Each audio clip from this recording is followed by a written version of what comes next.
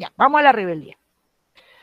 Entonces, el gran cambio del Código del 93, por copión del Código del Brasil,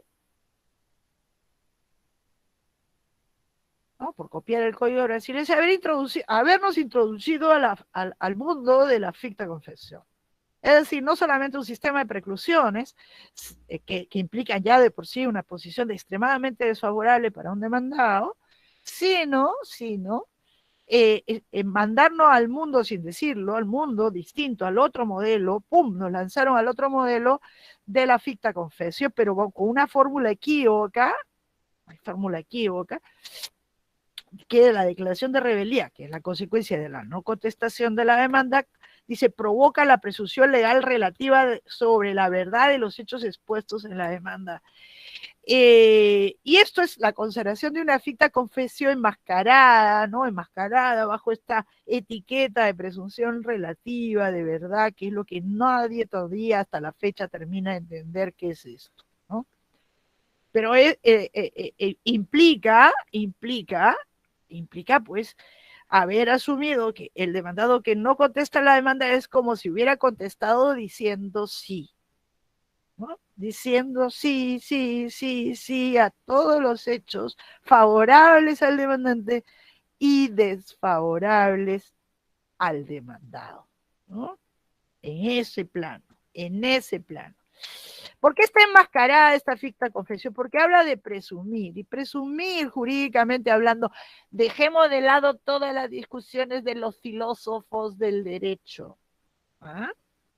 Dejémoslo de lado, porque presumir jurídicamente hablando es tener por cierto, o sea, indiscutido, vamos a ponerlo así, un hecho, pese a que no está probado.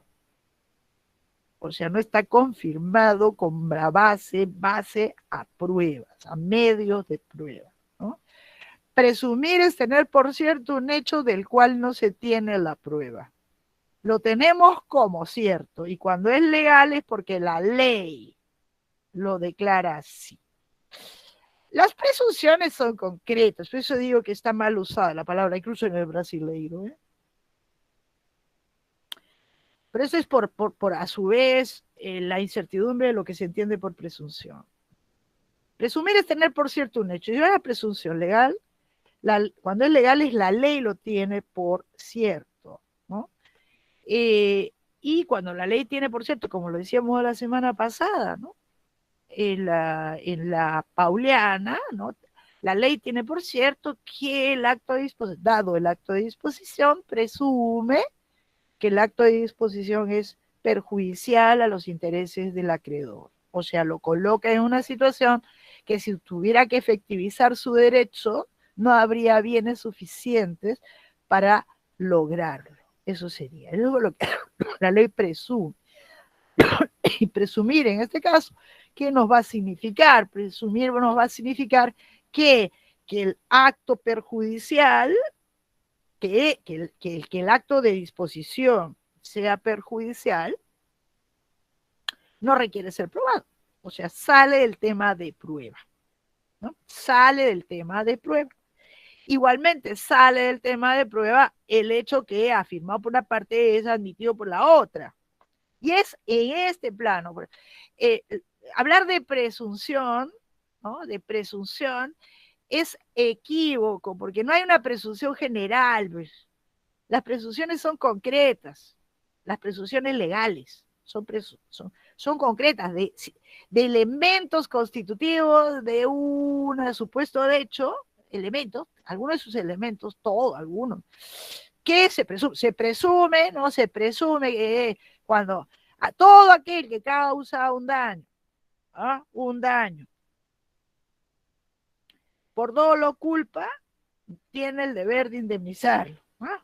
Y agrega, la prueba de descargo de la inexistencia del dolo de la culpa le corresponde al demandado. Eso lo dice el Código Civil, ¿no? En 1985, si mal no recuerdo. O sea, la norma maestra de la responsabilidad civil. O sea, ¿qué significa? ¿Eso qué significa? Eso, sin decirlo de esa manera, eso que le daría derecho es a todo aquel que por dolo o culpa y como la prueba de descargo, o sea que ha obrado sin culpa, ¿no? O sea que no le es imputable, que no obró con culpa, ¿ah?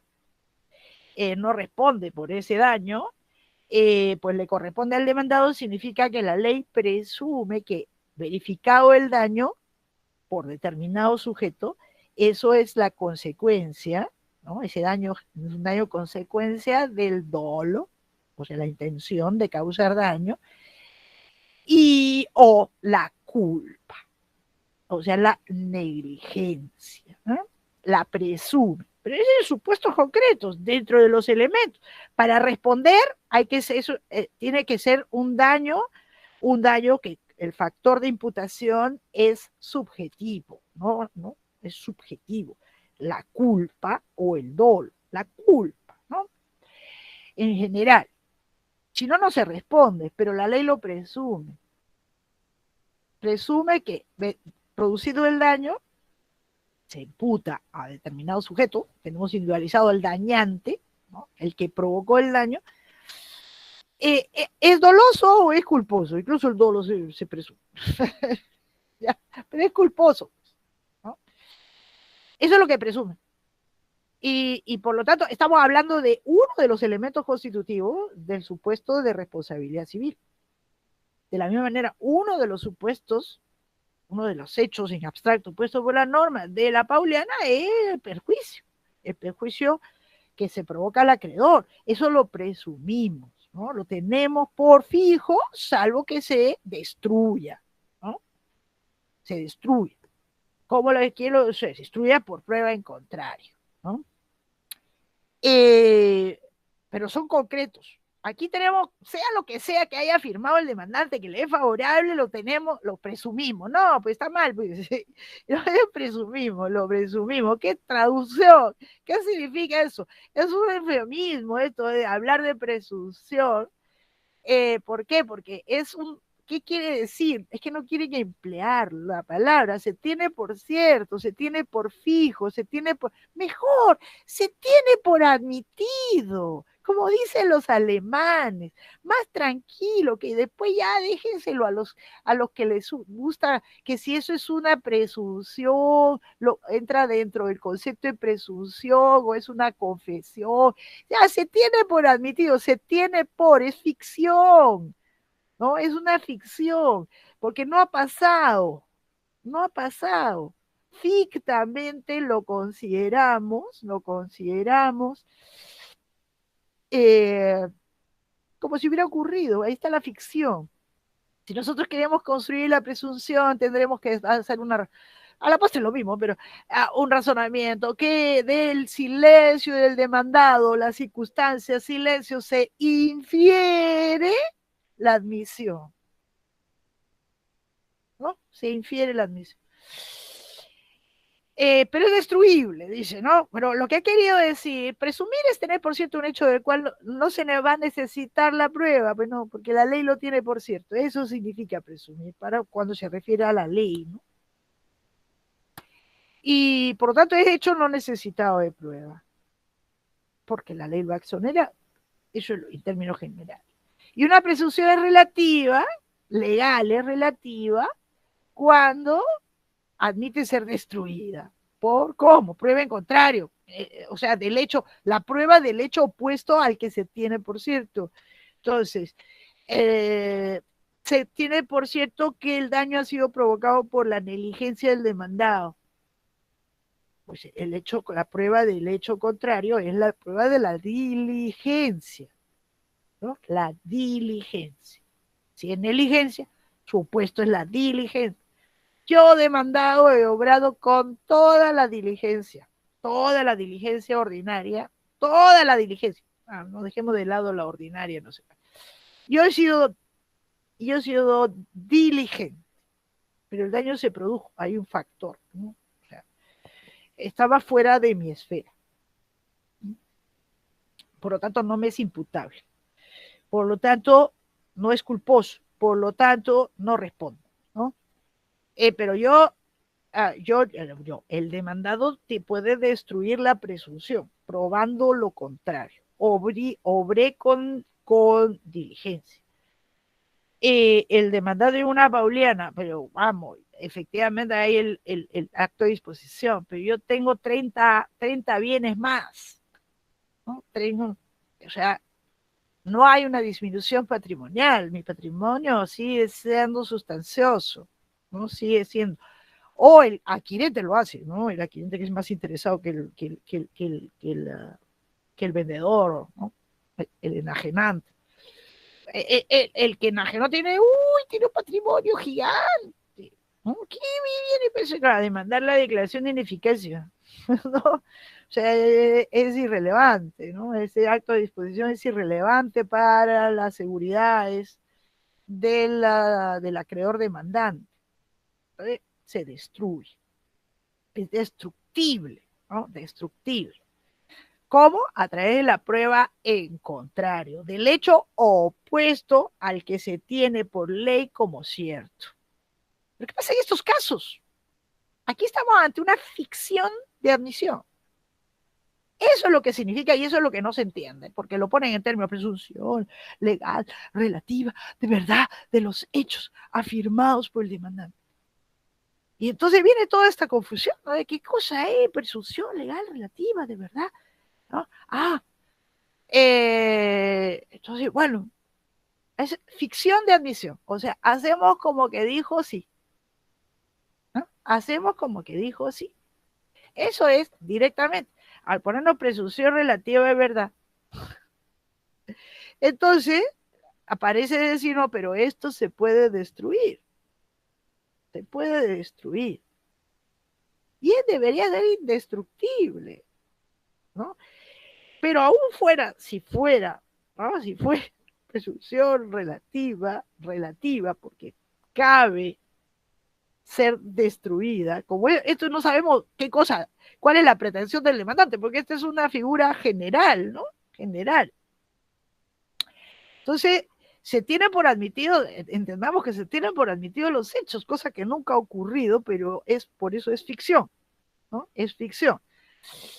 Y si le damos este tratamiento de relativo a la pregunta que sí es si el demandado, el único momento que tiene para aportar medios de prueba es en la contestación de la demanda y eso ya le precluyó, ¿cómo se podría destruir? ¿No? ¿Cómo podría destruirlo? O sea, esto de presunción relativa, legal relativa de verdad, pues es un auténtico enmascaramiento, ¿no? Para no querer usar, uno, la palabra confesión y ni siquiera la palabra admisión, que es lo más sensato y lo más neutro. Se tiene por admitidos y como consecuencia no necesitan ser probados, punto. Eso, como lo dicen los alemanes, el hecho admitido no requiere de prueba, punto, ¿no? Salvo hay unas salvedades, ¿no? Hay unas salvedades en la ZPO, ¿no? Dice salvo fraude, no, o sea, no, que sí, no sé qué dice. Pero bueno, lo cierto es que esto le pusieron la más, ¿qué podemos poner? Una palabra más benigna, que suene menos intensa, se tiende por admitido, ¿no? Que más vaga esta fórmula que la que se empleó en el inciso 2 del artículo 442 que dice, ¿no? El juez puede tenerlo por reconocidos, ¿no? O por reconocida la veracidad, siempre en el plano de la verdad. Así que lo que debemos entender, aquí nos lanzaron de lleno al modelo de la ficta confesio, que es el modelo, digan lo que digan los brasileros, del modelo de los brasileros, tomado del Brasil, y a su vez lo tomaron, no viene de sus fuentes históricas, eso viene del Portugal.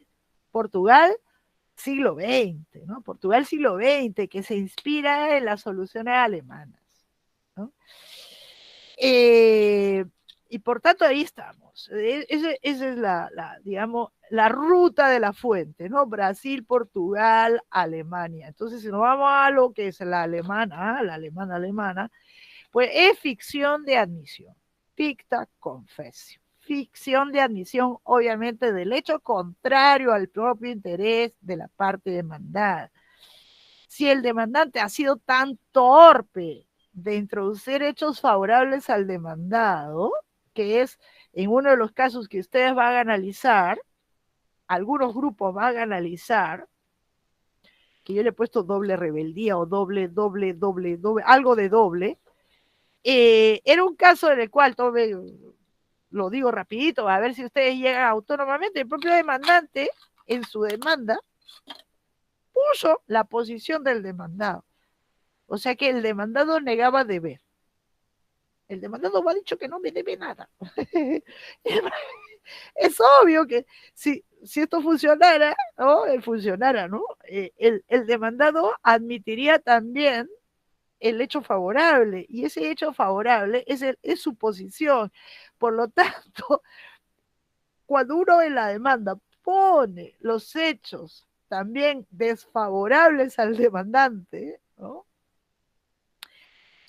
Al propio demandante, pues está disparándose a los pies, porque en el caso en el cual el demandado sea declarado rebelde y no conteste la demanda, se van a tener por admitidos todos los hechos expuestos por el demandante, entre ellos también, ¿no? También los hechos que son favorables al demandado, dichos por el propio demandante, dicho por el propio demandante, con lo cual neutraliza el efecto, ¿no? Neutraliza el efecto. Aquí hay que ir analíticamente y no crean que con eso se falsea la verdad. Un demandante tiene que introducir en la demanda los hechos esenciales que le darían derecho a lo que pide. No tiene que contar toda la historia. Tiene que contar la historia en base a lo que pretende y conforme a lo que el ordenamiento exige, ¿no? Porque si no, o sea, hace de todo, ¿no? Dice todo, lo dice todo, te pone todos los hechos, todo, incluso la posición del demandado. En un modelo, eso podría ser en un modelo de fictalitis contestatio, ¿ah? Bueno, sería indiferente, ¿no? Pero en un modelo de ficta confesio, uno tiene que decir lo esencial y favorable a uno mismo, al demandante, ¿no? Para poder aprovechar bien de esto, ¿no? Para poder aprovechar, punto. Y por lo tanto, ahí es donde se dice, ¿no? Si se dice en la presunción legal relativa, de verdad, toda esta frase, no está a decir sino otra cosa, se tienen por admitidos los hechos, fictamente, se tienen por admitir hechos es confesar, hechos desfavorables es confesar, y por lo tanto, ¿qué pasa en estas circunstancias? Pasa lo mismo que pasaría si el demandado hubiera dicho sí, ¿no? Expresamente hubiera admitido todos los hechos. Al contestar la demanda, todos los hechos que le son desfavorables. Que ya no habrá hechos necesitados de prueba. Porque son esos hechos que le darían derecho a lo que el demandante pide, si ha hecho bien su demanda, si ha hecho bien su trabajo, digamos, ¿no? Y entonces eso, y por eso, tener por admitidos los hechos implica lo que dice el 460. ¿No? ¿Qué viene después de declarada la rebeldía? El juez tiene que pronunciarse sobre el saneamiento del proceso. ¿Por qué? Porque está por ver si realmente debería ser para controlar si estamos ante un verdadero rebelde, ¿no? Podría ser que estemos ante un falso rebelde, pero el juez no tiene elementos dentro del expediente para darse cuenta si el demandado está bien notificado o no está bien notificado, porque lo único que tiene es lo que resulta de la documentación de la notificación. O sea, aparentemente está bien notificado. Entonces debería controlarse allí, pero en realidad recontrola todo lo que vamos a ver que se debe controlar el saneamiento, y a veces no controla nada, dice, simplemente declara la existencia de una relación jurídico-procesal válida. Si lo declara saneado, o sea, está curadito, no tiene, está sanito, ¿no? Sanito, no saneado, sino sano, habría que decir, ¿no? Sano, procederá a expedir sentencia. ¿Por qué es así? O sea, este 460 va en relación con el 461. O sea, el 461 dice se tienen por, léase, lo que realmente dice, se tiene por admitidos los hechos. Ergo, ¿qué viene después? O sea, el demandado no ha contestado la demanda, o colóquese en la secuencia temporal del proceso. El demandado tenía 30 días para contestar la demanda, no contestó. Tenía 10 días para contestar en un abreviado, no contestó. Tenía en el sumarísimo, ¿no? En el sumarísimo que tenía 5 días para contestar la demanda, no contestó. Muy bien. Normalmente se va a producir este efecto. Lo declaramos rebelde, que es de oficio, porque el proceso se impulsa de oficio, ¿no? El juez de oficio lo declara rebelde, tiene que emitir el auto de saneamiento. En el proceso de conocimiento de abreviado, conforme a la maravilla que hizo sobre todo el decreto legislativo 1070, esa de modificación de la ley de conciliación y del CPC en la parte de la conciliación, pues el juez tiene que emitir el auto de saneamiento. Tiene que emitir el auto de saneamiento. Eso no se hace en audiencia. En el caso, en cambio, del sumarísimo, tiene que citar a audiencia para emitir la resolución de saneamiento, ¿no? Para pronunciarse sobre si el proceso es regular o no regular, mejor dicho. Eso se hace en la audiencia. ¿Y qué viene después si lo declara saneado? O sea, dice, está todo ok. Saneado significa que no hay defectos que subsanar, que está todo perfecto, está todo bien, ¿no? Todo bien. Pues entonces lo declara saneado, no queda sano, que eso se expresa en la fórmula del 465, que es una fórmula de estilo, ya se ha vuelto fórmula de estilo, que dice así, se declara la existencia de una relación jurídico-procesal válida. ¿Qué debe pasar? ¡Pacata! Dictar sentencia. ¿Por qué puede dictar sentencia? ¿No? Porque todo el proceso se simplifica, en estos casos, en el diseño del CPC, ¿no? ¿Por qué? Después de emitida la resolución que declara que todo esto que salta de frente a la sentencia. Porque ya no hay hechos necesitados de prueba. ¿Por qué? Porque todos se consideran admitidos. ¿Y por qué se consideran admitidos? Como consecuencia de la ficción. Él no contestó, ergo, tenemos por admitidos todos los hechos. Y si el hecho admitido, ¿no? Es afirmado por una parte y admitido por el otro, es un hecho, ¿no? Es fictamente en este caso, es un hecho no necesitado de prueba. Por lo tanto, el juez no tiene que fijar hechos necesitados de prueba. O sea, declara el saneamiento y ¡paquetán! Esto es lo que dice el brasileño. Salta a la actividad probatoria, se salta por completo a la actividad probatoria que es innecesaria, no tiene que proceder a establecer qué hechos son los necesitados de prueba, porque todos son considerados admitidos, todos los desfavorables al demandado y favorables al demandante, y salta, comunicar a las partes, ¿ah? Conforme 473, inciso 2, estoy listo para dictar sentencia. Listo para dictar sentencia. Eh, y esto tiene que notificarse, ¿no? Tiene que notificarse también al rebelde. En realidad al rebelde se notifica casi todo, casi todo. Y se lo tiene al tanto en buena cuenta, ¿no? Que debe notificársele al rebelde. Nunca lo he puesto en mi diapositiva porque no me parece, es importante también. Dice, la declaración de rebeldía se notificará por cédula si el rebelde tiene dirección domiciliaria. Esto es algo esto es algo que no calza con lo que hemos visto del todo demandado, o sea, el demandado, o sea, estamos hablando que el demandante tiene que indicar un domicilio, ¿no? Si lo ignora, la notificación es por edicto. O sea, aquí en el 459 hay una incongruencia, ¿no? Una inconsistencia normativa.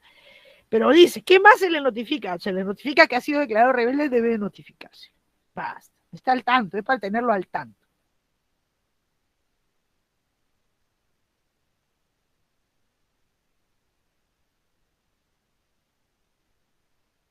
Está copiando a Fernando. Ahí está. El inciso 3. ¿No? Los hechos que no sean discutidos en forma expresa deben considerarse como admitidos.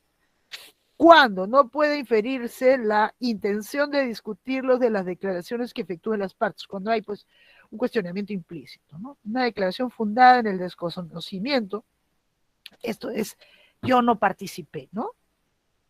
Fundada en el desconocimiento es solamente admisible en tanto verse sobre los hechos que no dependa de los actos propios de la parte y de un objeto que se encuentre bajo su control. O sea, es el que no participó en los hechos, ¿no? Él no tiene ninguna carga. Y eso es lo que habría que también tener en cuenta en el Perú, ¿no? En el Perú, dado que ahí por lo menos lo dicen más o menos en Alemania, pero también hay que tener en cuenta que esto tiene que ser hechos favorables, ¿no? Favorable al demandante, pero obviamente en donde el demandado podría admitir o negar, ¿no? Admitir o negar. Dígame, Leonardo. Sí, profesora, buenas tardes ya. ¿Y qué pasaría si es que el rebelde apela? ¿Que apela a qué? Apela se puede, ¿cierto? Claro, bueno, él se presenta, si no se ha presentado, como le van notificando todo, le digo qué cosas se notifican. Se le notificará la siguiente resolución, la que declara saneado el proceso, es el auto de saneamiento. Las que citen audiencia, que en este caso ya no se produce, ¿no? La citación para sentencia, esto sí se le dice, ¿no? La sentencia misma y la que requiera su cumplimiento. Las otras resoluciones, o sea, son casi todas, las otras, ¿cuáles son? Las otras resoluciones se tendrán por notificadas el mismo día que lo fueron a la otra parte, porque aquí estamos ante otra ficción, notificamos a la parte demandante y consideramos notificado también al rebelde. ¿Ah? Sí. Pero, cuando... Él puede apelarse a persona y dice apelo. Claro, en este caso, su apelación sería que no puede demanda. No. ¿Cómo podría defenderse si prácticamente está, digamos, Está en dificultades, pues. Está en dificultades. Esa es la dificultad. Él puede apelar, sí puede apelar. Siempre estamos hablando del presupuesto de que sea un rebelde voluntario, ¿no? Es un rebelde voluntario. O sea, él tranquilamente pudo contestar la demanda, pero no la contestó. Entonces, si no la contestó, la consecuencia normal es esta. Se tienen por admitidos los hechos. Ergo, todos los hechos, ¿no? Esta es la regla general, ¿no? Todos los hechos se tienen por admitidos. ¿Cuáles hechos? Los hechos favorables, pero seamos analíticos nosotros, donde el código no lo es. Los hechos favorables al demandante, ¿no? Que son favorables al demandante. Que si un demandante es sensato, solamente pone hechos favorables, pues no introduce pues cosas ajenas, ¿no? Y porque si no podría neutralizar este efecto.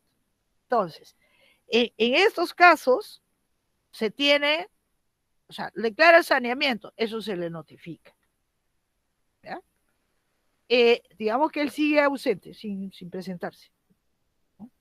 En algún momento se puede presentar. Entonces, además, el juez declara el saneamiento, declara que, se da cuenta, pues tenemos, por cierto, todos los hechos en consecuencia, estoy listo para sentenciar. Se le notifica la resolución que está listo para sentenciar. Y luego la sentencia misma se le notifica. Podría ser ese el momento que él, porque no, digamos que existe la altísima probabilidad de que se declare fundada la demanda, ¿no? Es muy probable, 99.99, si esto funciona y el demandante ha hecho bien su trabajo, ¿no? O sea, ha indicado los hechos que le darían derecho a lo que pide y se tiene por admitidos estos hechos por parte del demandado, pues entonces tendrá la razón, ¿no? Entonces 100, digamos 99 sobre 100, pues que la demanda será declarada fundada y por lo tanto va a tener una decisión desfavorable al rebelde. Él podría decir, ven, la notificación me han declarado infundada, la han declarado fundada, apelo, apelo. Puede apelar, sí, pero ¿qué va a decir? Con la apelación, o la apelación es posible alegar hechos nuevos. O sea, entraría dentro de la figura 378 de qué puede alegar. Nada que no haya, que ya precluyó. Todo lo que ya precluyó no se reabre con la apelación. Nada. Con la apelación no se reabre nada. Es que va a tener pues que orar con lo que hay, con lo que hay, con lo que pueda, con lo que pueda. Porque quizá pues está en el plano jurídico, que no debería pues proceder, ¿no? Que esos hechos no le darían derecho a lo que pide, cuestionar la consecuencia jurídica, o sea, en el sentido de que sea declarado fundado, pero bueno, va a tener muy poquito que hacer, muy poquito, porque él no recupera nada, no hay, lo precluido es irrecuperable. Esto es el diseño del código, ¿no? Esta es la regla. Pero la regla tiene excepciones. No son, tiene aparentemente 3 excepciones, pero en realidad son muchas más. Son muchas más que estas, ¿no? Están plasmadas en 461, que viene directamente del 320, ¿no? La contumacia no produce el efecto de tener por admitido los hechos, ¿no? En el 320. La llama rebeldía, ¿no? Fernando, ¿dónde está la rebeldía? La rebeldía, ¿no? Los italianos le han traducido como era contumacia. Contumacia. ¿Ah? Bueno, el 461, tomado más o menos del Brasil, establece algunos casos en los cuales no se produce el efecto, ¿no? El efecto de tener por admitido los hechos. Y esos son 3 que están puestos en el 461 mismo, dice, salvo que, ¿no? Porque la simplificación es cuando funciona, que sería la regla. Por eso, la regla, o sea, declarar rebeldía se tiene por admitido los hechos. ¿Qué viene después de declarar la rebeldía?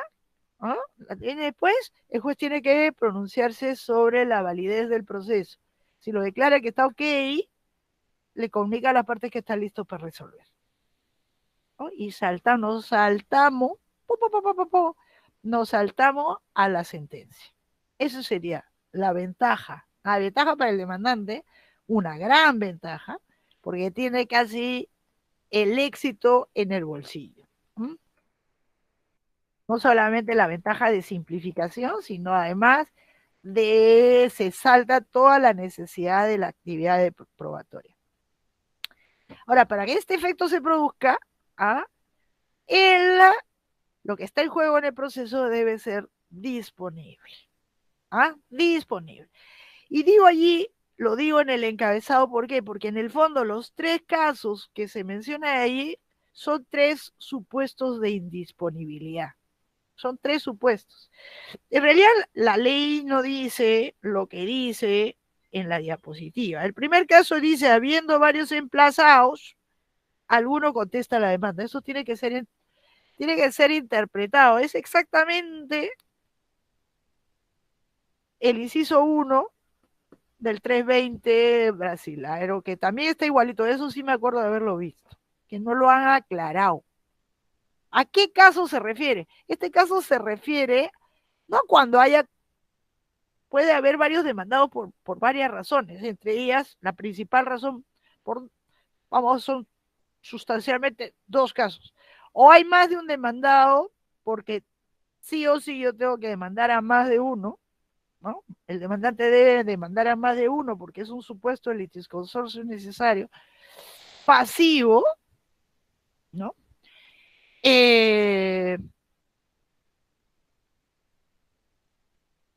Digamos, yo soy copropietario, interpongo una demanda de partición que tengo que dirigirla contra todos los copropietarios, el resto de copropietarios, ¿no? El resto de copropietarios. Entonces ahí tenemos, ¿no? Ahí tenemos un litisconsorcio necesario. Todos. Hay que demandarlos a todos. O puede haber que hay más de un demandado porque yo he demandado a Josué, he demandado a Fernando, pero contra Josué planteo la pretensión A, y eh, contra Fernando la pretensión B, ¿no? O sea, son dos pretensiones distintas. Hay una acumulación de pretensiones y de demanda dirigida a sujetos distintos. Por eso tenemos a dos demandados. Pero ese es un caso de acumulación subjetiva, que el código llama acumulación subjetiva de pretensiones, o del litisconsorcio a la italiana se le llamaría una litisconsorcio facultativo, en donde cada uno conserva su propia autonomía. Cada demandado, pues, contesta como él quiere, asume la posición que él quiere, que desea, sin beneficiar ni perjudicar al otro, ¿no? Son independientes. Entonces, ¿cuándo podría, por lo tanto, tranquilamente, yo he demandado a Fernando y a Josué? Lo que sea, no le importa ahora. Como ellos es una acumulación subjetiva de pretensiones, cada una tiene su propia causa de pedir, están vinculadas entre ellas, ¿no? Cada una tiene su propia causa de pedir. Entonces, tranquilamente, Josué puede ser declarado rebelde y eso le va a perjudicar solo a Josué, pero no a Fernando. No a Fernando, Fernando ha contestado, me ha negado, ¿no? O Josué podría admitirme el hecho, ¿no? A él desfavorable, y yo feliz, pero también, o sea, podría funcionar para estar en el caso de la rebeldía de Josué derivada de la no contestación de la demanda, ni siquiera roza a Fernando, y viceversa, la actividad de Fernando no beneficia a Josué, no puede beneficiar a Josué, ¿no? ¿Por qué? Porque son litigantes absolutamente independientes. No lo digo yo, lo dice el código. Cada uno corre con sus propias actuaciones sin beneficiar ni perjudicar al otro. Y en consecuencia, eso de que cuando hay más de un demandado y uno de ellos contesta la demanda, no puede sino referirse al caso del litisconsorcio necesario. En el caso de una única pretensión de partición de bienes planteada contra todo el conjunto de copropietarios.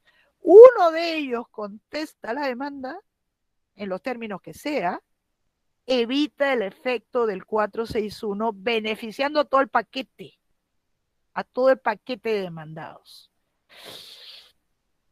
Entonces, para que pudiera producirse, es un tema de disponibilidad del objeto del proceso, sí, una partición es disponible, por supuesto, tanto que hay la partición convencional.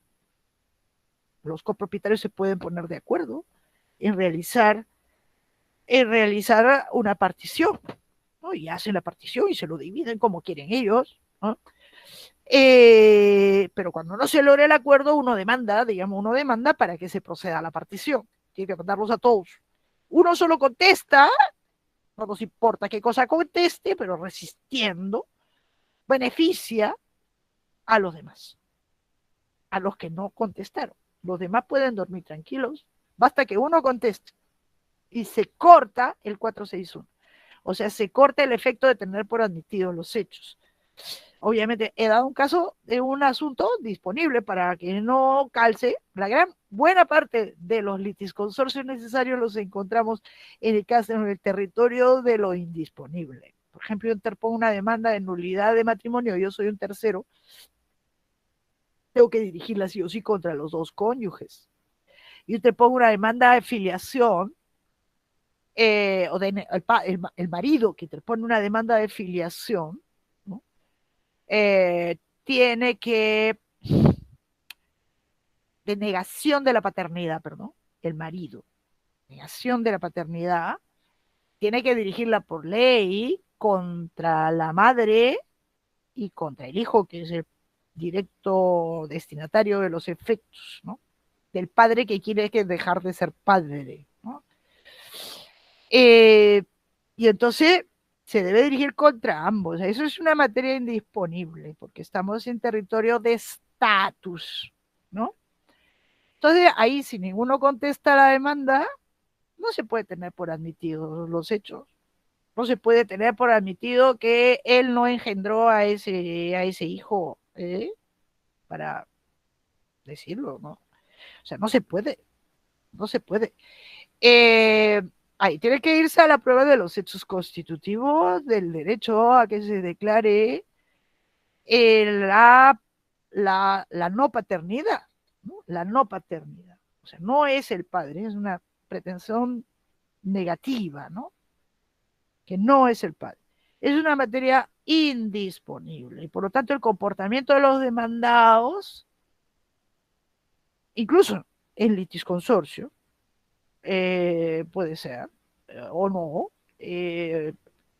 allí por ser indisponible es absolutamente indiferente si contestan o no contestan, ¿no? Pueden no contestar y no pasó nada, el demandante no tiene la ventaja de que se tengan por admitidos los hechos y por lo tanto liberado de la carga probatoria. No, porque en el fondo es eso lo que pasa, ¿no? Se libera de la carga probatoria en las situaciones normales. Entonces, el meollo está aquí. En materia indisponible, esto no pasa. ¿No? Esto no pasa. Y en Alemania, aunque no se diga, es así igualito. ¿Ah? No se dice de manera expresa, pero es igual. En materia indisponible, el comportamiento del demandado es indiferente. Él puede contestar, no contestar, no va a pasar nada, no se produce este efecto de la ficta confesio, ¿no? No se produce. Y también subentra una modalidad especial de indisponibilidad en el caso del litisconsorcio necesario. Por eso digo, no es cuando hay simplemente más de un demandado y uno contesta, no, hay que ver por qué hay más de un demandado. Si hay más de un demandado porque necesariamente esa pretensión tiene que ser dirigida contra más de un sujeto, y hay uno en materia disponible, si no subentra en el centro, ¿no? El supuesto general, digamos, del inciso 2 del 461. ¿Por qué se ha demandado a más de uno? Se ha demandado a más de uno porque es necesario que estén ahí como partes demandadas. Entonces, si estamos ante un litisconsorcio necesario y uno contesta, beneficia a los otros. Para que se produzca el efecto de tener por admitido los hechos, ninguno tiene que contestar en materia disponible. Y en cambio, si es un litisconsorcio facultativo, o sea, hay más de un demandado porque cada uno es destinatario de una pretensión, ¿no? Ahí no. Ahí cada uno es independiente y uno contesta, el otro no contesta, uno será declarado rebelde, el otro no será declarado, el otro continuará, ¿no? Y por lo tanto, cada uno hay que ver cada pretensión, hay que verla. Y cada demandado. No vale esto del inciso 1, es solo para el litisconsorcio necesario. Es una imprecisión también del Código del Brasil. Viene la imprecisión del Código del Brasil, pero es solo para el litisconsorcio necesario. Y finalmente, el tercer caso puesto ahí de manera expresa es también ambiguo, también tomado a medias del Código del Brasil, que dice así: requiriendo la ley que la pretensión demandada se pruebe con documento, este no fue acompañado de la demanda. El Código de Brasil no dice eso. Esta es la versión monroyana, ¿no? En realidad esto es distinto, dice así: si la demanda no ha sido acompañada del documento público que la ley considere indispensable como prueba de un hecho. Y en este caso, el editor me manda el artículo 302, que no sé qué dice el 302. 302 me dice, vea los artículos 319, 320 y 803. Entonces, como ahorita no tengo ganas de verlo, pues ahí nos manda, ¿no? Pero está diciendo, tiene que presentarse un documento público. Un documento público. Bueno, eso no lo ha puesto así el Código Procesal. Dice, cuando cuando requiriendo la ley que la pretensión demandada se pruebe, no se prueban las pretensiones, se prueban las afirmaciones de hecho, lo veremos, ¿no? La pretensión demandada se pruebe con documento, este no fue acompañado a la demanda, acompañado a la demanda. O sea, aquí hay una serie de imprecisiones que yo lo traduzco así. Cuando estemos en un caso en donde el demandante funde su derecho a lo que pide, ¿no? Funde en la existencia de un contrato que requiere para su existencia justamente de una forma establecida por la ley bajo sanción de nulidad, o sea, una forma sustancial, y no se ha ofrecido como prueba, ¿no? Porque el documento no es que se acompañe así nomás, se acompaña en tanto y en cuanto haya sido ofrecido como prueba, y no se haya ofrecido como prueba el documento conteniendo la forma, o sea, para los efectos de que el juez verifique si realmente el acto al que se hace referencia se ha formalizado como lo quiere la ley, no funciona. ¿Y esto qué significa? Significa algo. La forma, cuando viene requerida por la ley, bajo sanción de nulidad de un determinado y concreto acto, no es subsanable, es un vicio que no podría subsanarse.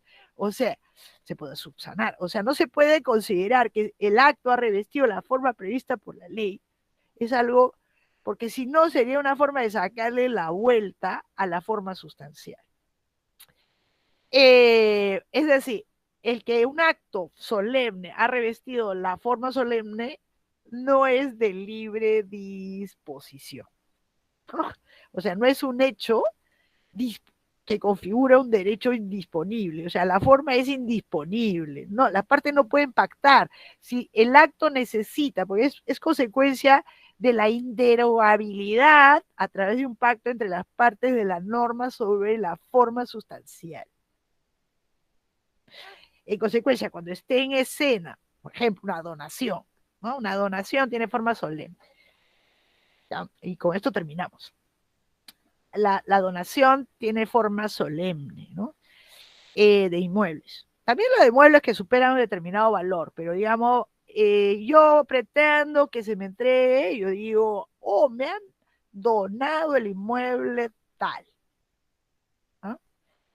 Y pretendo que se me entregue, porque y digo, no, me ha donado, el demandado me ha donado y debió entregarme el bien y no me lo ha entregado, y entonces yo pretendo que me lo entregue, ¿no?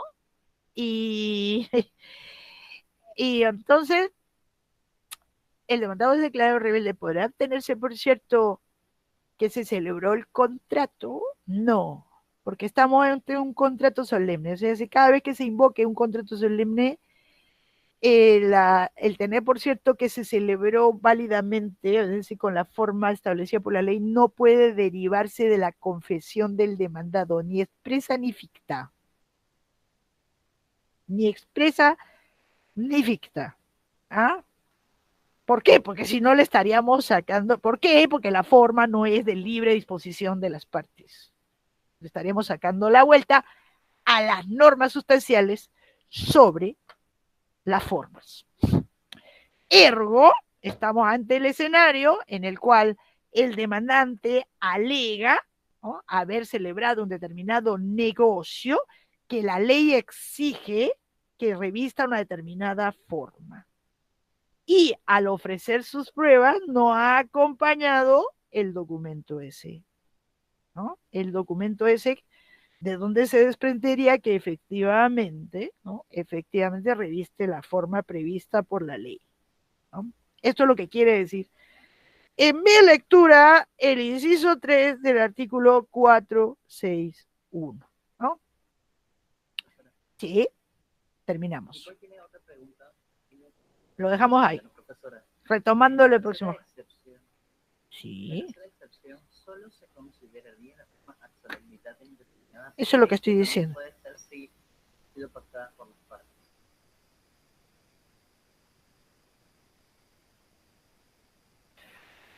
Ah, por ley. Por ley. por ley.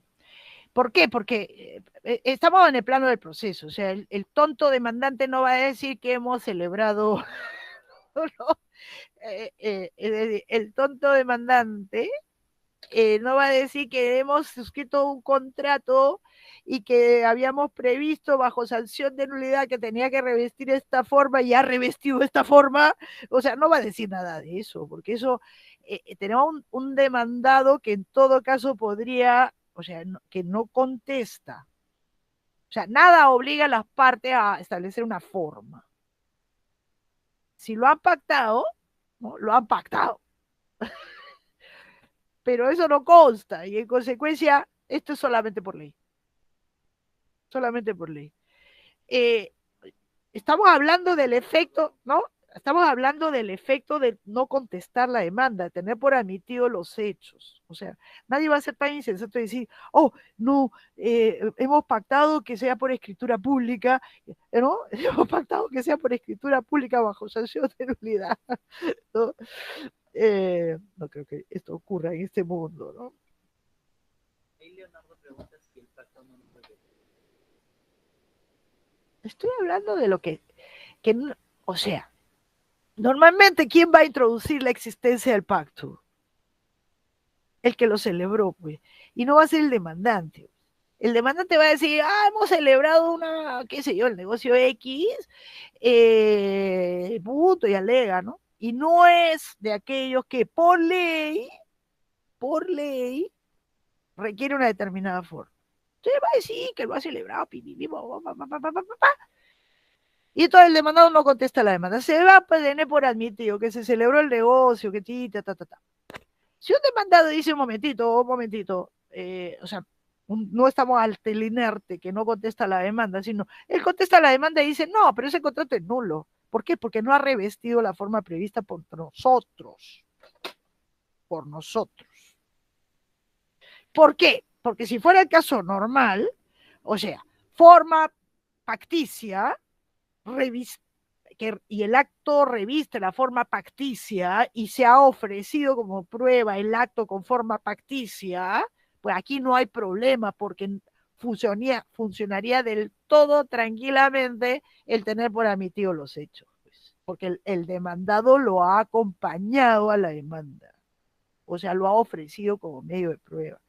No funcionaría el obstáculo. El tema es cuando no consta que se haya revestido la forma prevista por la ley. Por la ley. Y aquí el equívoco del 4, de este artículo 461, inciso 3, es decir, requiriendo la ley que la pretensión demandada se pruebe. No es un tema de prueba, es un tema de revestimiento de la forma que la ley con norma imperativa establece. Porque si no estaríamos con la ficta confesio, ¿no? Con el tener por admitido los hechos, estaríamos posibilitando que se valide un acto nulo. ¿Mm? Se valide un acto nulo. Es decir, de la misma manera, si un demandado en un acto solemne, el demandado, ¿no? El demandado acepta expresamente haber celebrado el negocio, ¿no? Pero no en la forma solemne, o sea, y no se ha revestido la forma solemne, ¿no? El acto es nulo, o sea, eso no lo puede salvar ni siquiera la admisión del demandado expresa, ¿no? Ese es el territorio en el cual se mueve, porque estamos en juego, está en juego lo indisponible, en general, cuando está en juego lo indisponible, algo que no es de libre disposición de las partes. Por eso no me metan la forma pactada, porque estamos en el plano de la ley, ¿no?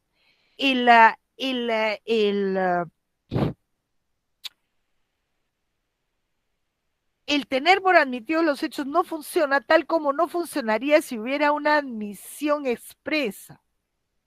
¿Por qué? Porque es inadmisible, o sea, estaríamos, o sea, ahí no se puede producir el que se tiene por fijo el hecho. El hecho, en materia indisponible requiere ser confirmado a través de medios de prueba. Porque por eso es indisponible. Porque es indisponible. Porque ahí está el juego de normas imperativas. Bueno, este tema lo retomamos el siguiente jueves, ¿no? Y además el control versa sobre este textito, ¿no? Sobre este textito. Lo he leído y ya no me gusta. Está algo muy retórico, ¿no? Le faltan unos toques más técnicos. Muy bien, lo dejamos aquí. Y guárdese la pregunta para la próxima semana. ¿Ok? Pues ya son las 12:44. Vamos a pararlo.